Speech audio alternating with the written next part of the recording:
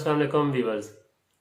Viewers, हर industry और हर field के कुछ ख़ास लफ्ज़ होते हैं जो कि जिनकी डिस्क्रिप्शन हर फील्ड में चेंज हो जाती है। मैं आपको मिसाल देना चाहूँगा कि अगर एक लफ्ज़ है प्रोडक्शन।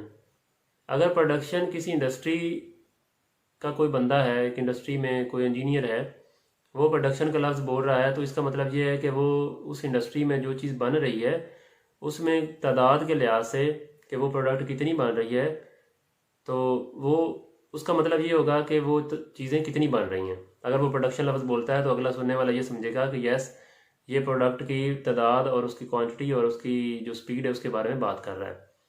अगर एक फिल्म इंडस्ट्री है, उसमें प्रोडक्शन से मुराद ये ली जाएगी कि आपने आज कितनी वीडियो शूट की, या कि कितनी जो है मूवीज़ जो हैं वो लॉन्च होने जा रही हैं, और उसके लिहाज से वो इस चीज़ को, इस लफ्ज़ का मतलब और मानी चेंज हो रहे होते हैं।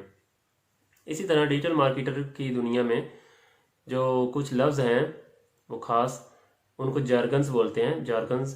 तो वो जार्गन्स जो हैं वो कौन कौन से हैं, और आपको एज ए डिजिटल मार्केटर अपनी किसी भी फ्रीलांसिंग प्लेटफॉर्म पे प्रोफाइल बनाने से पहले उन चीज़ों का जानना लाजमी है, ताकि क्लाइंट आपसे जब बात करे तो ऐसा ना हो कि आपको क्लाइंट की ज़ुबान ही समझ ना लगे। तो ये एक्चुअली जार्गन्स जो हैं, ये डिजिटल मार्केटिंग की लैंग्वेज है, और इसके कुछ ख़ास लफ्ज़ हैं जिनके मानी और मतलब आपको समझना लाजमी है। तो आइए मैं कुछ जार्गन्स आपके सामने रखता हूँ ताकि आपको इनके बारे में पता चल सके। तो सबसे पहले हमारे पास जो जार्गन आता है वो आता है कन्वर्जन रेट का। कन्वर्जन रेट से मुराद ये है दोस्तों कि अगर आपने एक पोस्ट की और उस पोस्ट पे आपने कॉल टू एक्शन बटन लगाया। कॉल टू एक्शन बटन से मुराद ये है कि आप एक बटन ऐड करते हैं अपनी पोस्ट के एंड पे कि अगर आपको ये हमारी चीज़ पसंद आई है तो आप इसको परचेज़ करें। या तो लिखा होगा कि बाई नाउ, या लिखा होगा कि आप हमें एसएमएस करें, ठीक है, या लिखा होगा कि आप जो है हमारे साथ कांटेक्ट करें, कांटेक्ट अस लिखा होगा।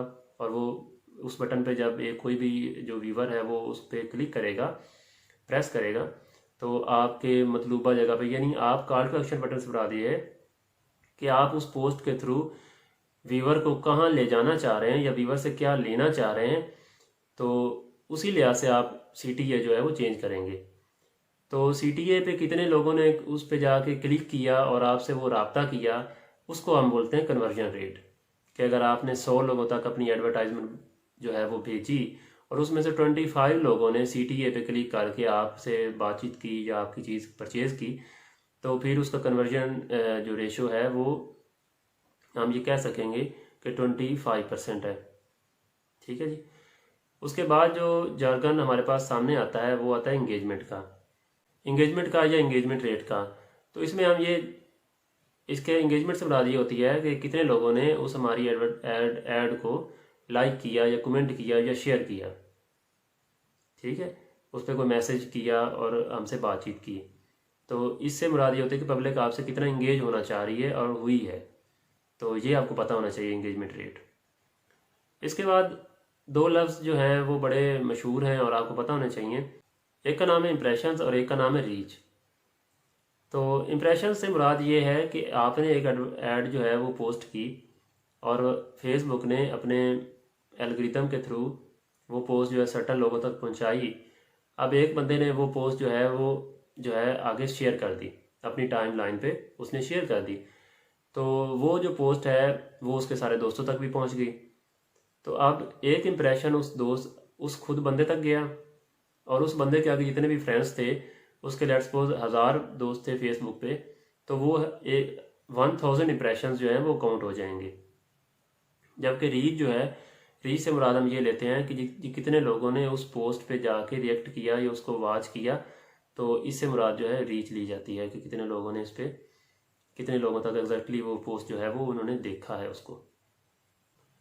इसके अलावा ट्रेंडिंग टॉपिक्स के नाम से एक jargon इस्तेमाल होता है। ट्रेंडिंग टॉपिक्स से मुराद ये है कि वो तमाम टॉपिक्स जिन पे लोग जो है ज़्यादा इंगेज हो रहे हैं और आज की डेट में उस पे जो इंगेजमेंट है वो ज़्यादा आ रही है, उसको हम ट्रेंडिंग टॉपिक्स में लेंगे। और इसके बाद जो एक हमारे पास आता है वो आता है सेंटीमेंट्स के नाम से। तो सेंटीमेंट्स जो हैं वो तमाम इमोशंस एक स्टिकर्स की फॉर्म है। जैसा कि अगर कोई पोस्ट आती है उस पर हम थंब का निशान जो है वो छोड़ देते हैं या लाइक कर देते हैं, या कुछ लोग उसको प्रेस करके रखते हैं तो फिर मुख्तलिफ सेंटीमेंट्स जो हैं वो इमोजीज शो होती हैं। तो किस लिहाज से किसी ने किस लिहाज से रिएक्ट किया, अपने सेंटीमेंट का इजहार किन तरीक़ों से किया है, तो उन चीज़ों को भी आप देख रहे होते हैं और उसको बाद में फर्दर मोर अपनी परफॉर्मेंस और को इन्हांस करने में हमें हेल्पफुल साबित होती है कि लोगों ने हमारी पोस्ट को देख के कैसा रिएक्ट किया है।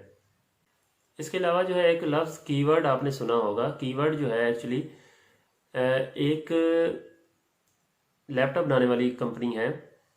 तो अब लैपटॉप जो है उसने अगर सेल करने हैं ऑनलाइन मार्केट प्लेस में और वो आपको as a digital marketer hire करती है, तो देन लैपटॉप में आपको पता होना चाहिए कि लैपटॉप के लिहाज से अगर आपने कुछ ऐड बनानी है तो उसमें कीवर्ड्स कौन से होंगे। कीवर्ड डेफिनेटली लैपटॉप ही होगा या फिर उस कंपनी का ब्रांड नेम होगा। जैसे अगर लेट्स सपोज हवावे की बात की जाए तो उसमें फिर आप इसमें अब दो कीवर्ड्स बनेंगे, एक हवावे और एक लैपटॉप। तो इन कीवर्ड्स पे आप रिसर्च करेंगे कि हवावे और लैपटॉप को कितने लोग कहाँ से सर्च करते हैं और इसकी जो प्रोडक्ट्स हैं वो कहाँ पे ज़्यादा बाय हो रही हैं, कहाँ पे सेल हो रही हैं और लोग इसको किस लिहाज से देख रहे हैं। तो आपको पता होना चाहिए कि कोई भी प्रोडक्ट आपने अगर उसकी डिजिटल मार्केटिंग करनी है तो उस प्रोडक्ट की आप कीवर्ड रिसर्च कर लें पहले, ताकि आप उसी लिहाज से उतनी एडवर्टाइजमेंट आप कर पाएँ। इसके अलावा एक लफ्ज़ वायरल होना आपने सुना होगा कि फ़लाँ बंदे की वीडियो जो है वो वायरल होगी, या फ़लाँ जो पोस्ट है आजकल वायरल हो गई है, या फ़लाँ प्रोडक्ट आजकल वायरल है। तो वायरल मीन्स के फेमस हो जाना, बहुत से लोगों तक पहुंच जाना और एक ट्रेंडिंग में आ जाना, टॉप ट्रेंडिंग में, तो उस चीज़ को हम वायरल होना बोलते हैं। इसके अलावा डाटा और एनालिटिक्स की बात की जाए तो कुछ जो डाटा जैसा हमने पिछली लास्ट एपिसोड में डिस्कस किया था कि किसी प्रोडक्ट के बारे में तमाम रिसर्च करके उसकी डिटेल्स डाटा की फॉर्म में, डिजिट्स की फॉर्म में, फिगर्स की फॉर्म में कलेक्ट कर लेना और उसको देन एनालाइज करना सम सर्टन टूल्स के थ्रू, जैसा कि फेसबुक इनसाइट्स या गूगल एडवर्ड्स, फेसबुक एडवर्ड्स के थ्रू या गूगल एडवर्ड्स के थ्रू या यूट्यूब स्टूडियो के थ्रू। तो इसको एनालिसिस का नाम दिया जाता है। तो ये कुछ jargons हैं जो आपको पता होना चाहिए, ताकि फ्यूचर में आप जब क्लाइंट से कुछ बातचीत करें और आपको किसी प्रोजेक्ट के बारे में निगोशिएशन करनी पड़े तो आपको उन कम्युनिकेशन करने में आसानी हो जाए।